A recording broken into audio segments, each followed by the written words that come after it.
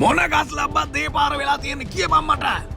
කියපන්. Caesar සඳමාලිට මිදි කවන video එකක් AI වලින් හදලා ඒක කවුද කියෝ පෙට්‍රට යවලා මන් දන්නෙත් නෑ. මොකද්ද කිව්වේ මං සඳමාලිට මිදි කැව්වා. මේ AI හින්දා අන්තිමට මට වෙන්නේ GI පයිප් බටයක් බුකේ ගහ ගන්න තමයි. අයියෝ මේ වීඩියෝ එක හදපු එක දැම්ම හොයාගනින්. ඕන්නම් අපිට පුළුවන් මේ වීඩියෝ එක වෙනස් විදිහකට හදන්න. මට සමාවෙන්න සීසර්. ඒ මගේ නොකුණෙන්දගේ නංගිගේ දුව අත්තරදීමකින් ඉපදිලා තියෙන්නේ.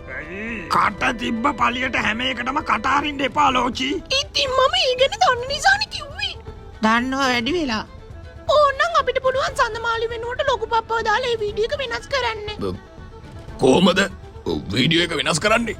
ආයෙත් වීඩියෝ එක ඇතුළට දාලා සඳමාලි වෙනුවට ලොකු පප්පගේ ෆොටෝ එකක් දානවා. සඳමාලි වෙනුවට තැටි උඩට නගනවා ලොකු පප්පව. ඕන්නම් මට AI වීඩියෝ හදන හැටි කියලා දෙන්න පුළුවන්. ඊට පස්සේ මමත් හදනවා AI වීඩියෝ.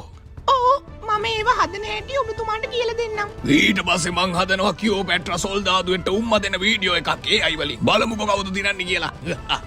ඒ විතරක් නෙවෙයි. කියෝපැට්‍රා ජංකි කොටයක් ඇඳගෙන කොළඹ කොටුවේ මාළු විකුණනවා.